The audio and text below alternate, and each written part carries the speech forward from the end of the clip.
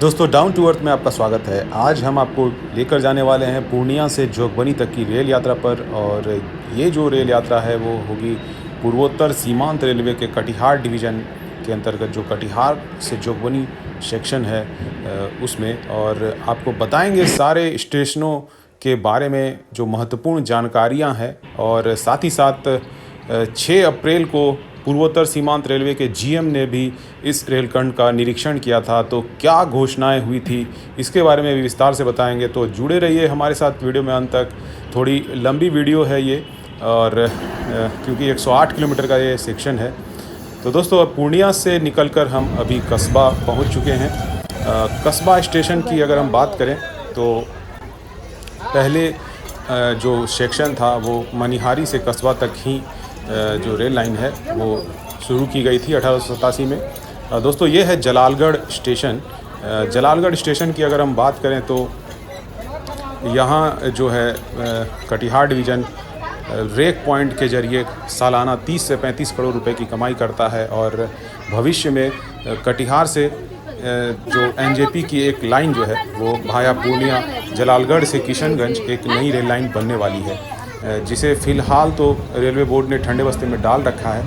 लेकिन अगर ये जलालगढ़ से किशनगंज रेल लाइन बनती है तो पूर्णिया का जो है सीधा संपर्क जलालगढ़ से होते हुए किशनगंज तक हो जाएगा। और एनजेपी कटिहार को भी एक नई जो है मार्ग वो इस रास्ते होकर उपलब्ध हो पाएगी। और एक जो पूर्णिया जो उपेक्षित है रेलवे में वो मेन लाइन से जुड़ जाएगा। दोस्तों आप देख सकते हैं ये जीएम साहब जब आए थे तो उन्होंने जलालगढ़ स्टेशन में निरीक्षण किया था, और काफ़ी बड़ी घोषणा जो कि किसी ने भी एक्सपेक्ट नहीं की थी, जलालगढ़ स्टेशन को उन्होंने ए ग्रेड में तब्दील करने की बात बताई है, क्योंकि फ्यूचर में ये जंक्शन होने वाला है।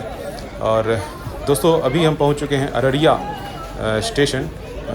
अररिया और अररिया कोट दोनों ही स्टेशन दोस्तों भविष्य में जंक्शन का स्वरूप लेने वाला है, क्योंकि अररिया से जो है गलगलिया नई रेल लाइन बिछाई जा रही है।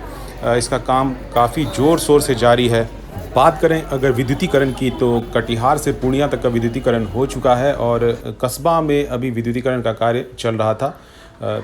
हालांकि जीएम साहब ने दिसंबर तक जोगबनी तक विद्युतीकरण का कार्य पूरा कर लेने की बात कही है। साथ ही साथ बढ़ते ट्रैफिक को देखते हुए उन्होंने कटिहार जोगबनी रेल लाइन को दोहरीकरण करने का भी प्रस्ताव जल्द भेजने की बात कही है। दोस्तों वर्तमान में इस सेक्शन में कटिहार जोगबनी की 6 जोड़ी पैसेंजर और जोगबनी आनंद विहार सीमांचल एक्सप्रेस रोजाना के अलावा त्रिसाप्ताहिक कोलकाता जोगबनी एक्सप्रेस चलती है। अगर पैसेंजर ट्रेनों के हिसाब से अगर हम देखें तो ये संख्या काफ़ी कम है, लेकिन नेपाल का द्वार होने के कारण इस सेक्शन में मालगाड़ियाँ जो है, और गुलाबबाग मंडी जो पूर्णिया में है उसके कारण मालगाड़ियों का आवागमन जो है इस सेक्शन में काफ़ी अधिक संख्या में होता है। साथ ही साथ फारबिसगंज सहरसा निर्मली जो रेलखंड अभी अमान परिवर्तन का कार्य जो चल रहा है उसके शुरू होने, और अररिया गलगलिया अररिया सुपौल साथ ही साथ जलालगढ़ किशनगंज रेल लाइन बनने के बाद कटिहार जोगबनी सेक्शन पर दबाव जो है वो काफ़ी बढ़ जाएगा। तो इसी ट्रैफिक लोड को कम करने के लिए दोहरीकरण का कार्य जो है वो होना काफ़ी ज़रूरी है। तो दोस्तों अभी हम पहुंच चुके हैं सिमराहा स्टेशन। सिमराहा की अगर हम बात करें दोस्तों तो ये फणीश्वर नाथ रेणु जो कि प्रसिद्ध साहित्यकार हुए हैं, जिन्होंने साहित्य के क्षेत्र में पूर्णिया को एक नई पहचान दिलाई है। हालांकि अभी ये जो स्टेशन है सिमराहा वो अभी अररिया ज़िले में आता है, और यहाँ से उनका गांव जो है औराही हिंगना 5 किलोमीटर की दूरी पर स्थित है। तो काफ़ी चर्चित इलाका है ये।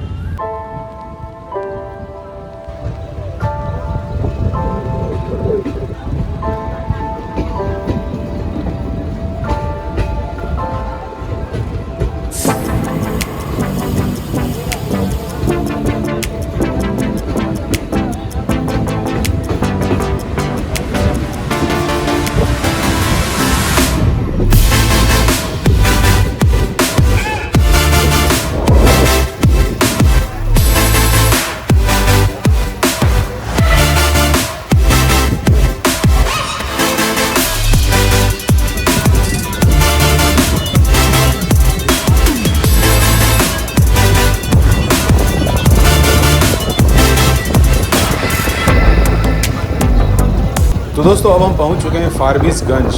फारबिसगंज अररिया ज़िले में आता है और फारबिसगंज जंक्शन की अगर हम बात करें तो ये काफ़ी इम्पॉर्टेंट पॉइंट है रेलवे का कटिहार जोगबनी सेक्शन में। फारबिसगंज से ही सहरसा और निर्मली होते हुए दरभंगा की ओर रेल लाइन जो है उसका निर्माण कार्य चल रहा है। फारबिसगंज सहरसा जो है पहले से ही कनेक्टेड थी, मीटर गेज की रेल लाइन चलती थी और अमान परिवर्तन का कार्य यहाँ पे भी ज़ोर शोर से जारी है। जीएम साहब जब आए थे इंस्पेक्शन के लिए तो उन्होंने कहा था कि दिवाली गिफ्ट के रूप में जो है वो रेल मार्ग शुरू कर दी जाएगी फारबिसगंज से सहरसा और दरभंगा की ओर और पूर्वोत्तर भारत को वाया कटिहार फारबिसगंज दरभंगा होकर एक नया मार्ग मिलेगा दिल्ली जाने के लिए।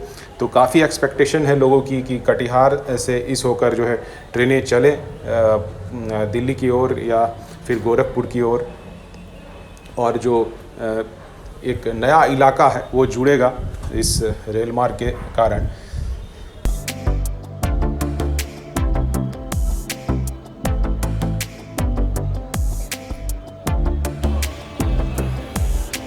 कटिहार से 94 किलोमीटर की दूरी पर यह फारबिसगंज जंक्शन स्थित है। दोस्तों फारबिसगंज में नए प्लेटफॉर्म के निर्माण के साथ साथ ओवरब्रिज का भी निर्माण कार्य चल रहा है और ये कटिहार जोगबनी सेक्शन के कई स्टेशनों पर भी ओवरब्रिज का निर्माण कार्य चल रहा है। तो ये एक अच्छी खबर है इस इलाके के लोगों के लिए कि यहाँ जन सुविधाओं में बढ़ोतरी हो रही है। आप देख सकते हैं दोस्तों इसमें रैंप का भी निर्माण कार्य किया जा रहा है।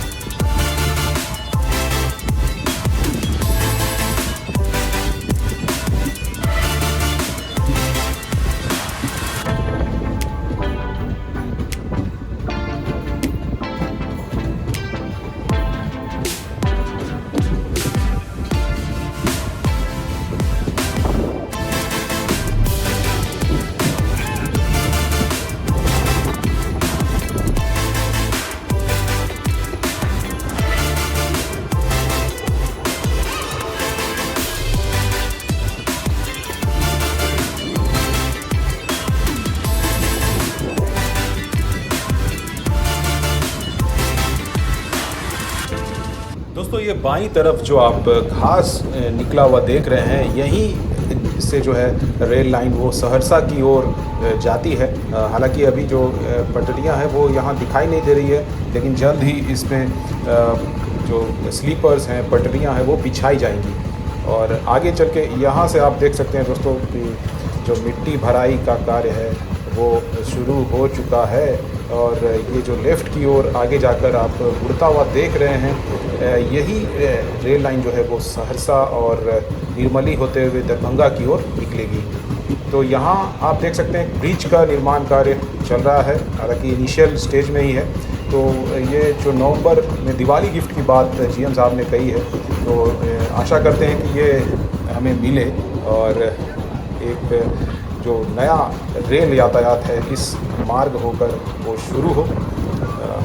आप देख सकते हैं आगे जो मिट्टी भराई है साइड फिलिंग और जो मिट्टी को सुदृढ़ करने के लिए साइड में जो पैकेट्स लगाए गए हैं वो भी आप देख सकते हैं और आगे एक आपको ब्रिज भी बना हुआ दिखाई दे रहा होगा। तो काफ़ी काम हो चुका है इस रेल मार्ग के लिए।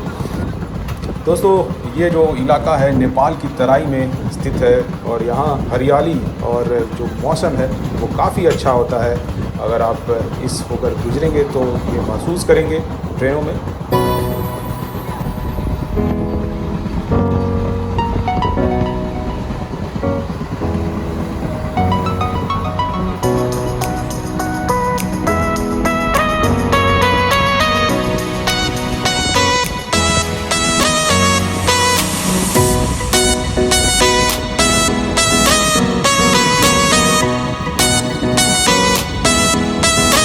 दोस्तों ये जो सड़क आप देख रहे हैं ये फारबिसगंज से जोगबनी के बीच NH57A जो कि 4 लेन सड़क बनाई जा रही है नेपाल से कनेक्टिविटी के लिए, तो वो आप देख सकते हैं। इसका निर्माण कार्य जो है वो बथनाहा तक पूरा हो चुका है और बथनाहा से जोगबनी के बीच निर्माण कार्य चल रहा है। तो एक छोटी सी अपडेट मैंने आपको दी इस वीडियो में। दोस्तों अब हम पहुंच चुके हैं बथनाहा और ये काफ़ी इम्पोर्टेंट पॉइंट है।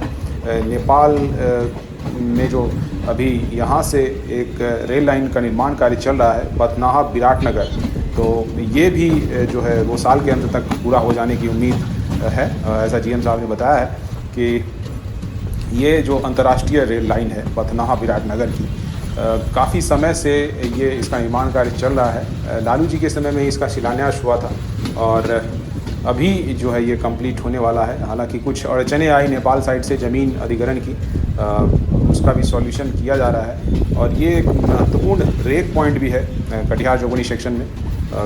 बथनाहा विराटनगर रेल लाइन बनने के बाद यहाँ से जो ट्रेनें हैं वो माल गाड़ियाँ हो या फिर पैसेंजर ट्रेन अगर शुरू की जाती है तो वो सीधे विराटनगर की ओर आप आगे देखेंगे, वो लाइन यहाँ से जो निकलती है वो सीधे वहाँ निकल जाएंगी। और बिहार में एक इंटीग्रेटेड चेक पोस्ट का भी निर्माण किया गया है इंडिया साइड में, जिसे इंडिया कस्टम स्टेशन के नाम से जाना जाता है।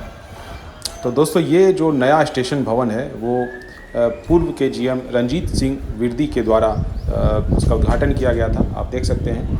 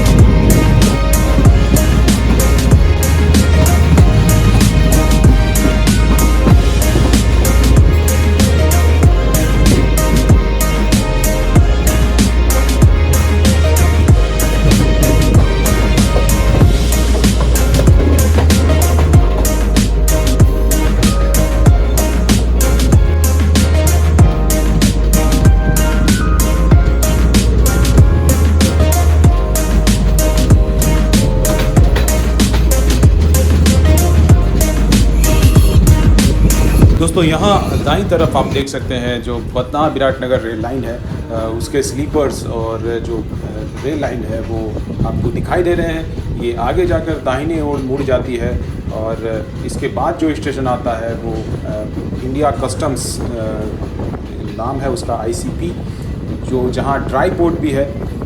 और ये जो कंटेनर्स हैं वो वहाँ पे रखे जाते हैं। जो माल ढुलाई है वो हल्दिया पोर्ट से होकर जो नेपाल जो अपनी सामान जो आयात करता है वो इस रेल मार्ग के जरिए वहाँ तक पहुँचेगा।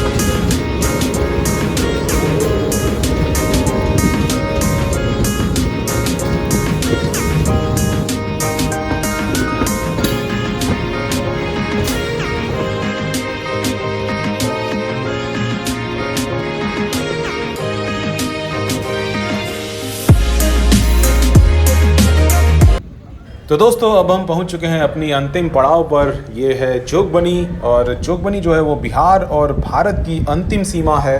ये रेलवे लाइन यहाँ पर जाकर समाप्त हो जाती है और जोगबनी के बाद जो है वो विराटनगर, जो कि नेपाल का काठमांडू के बाद सबसे बड़ा शहर है, वो आता है। जोगबनी स्टेशन में रेलवे की अच्छी खासी ज़मीन जो है वो पड़ी हुई है। आप देख सकते हैं वो जो घर आपको दिखाई दे रहा है वहाँ तक रेलवे की ज़मीन है।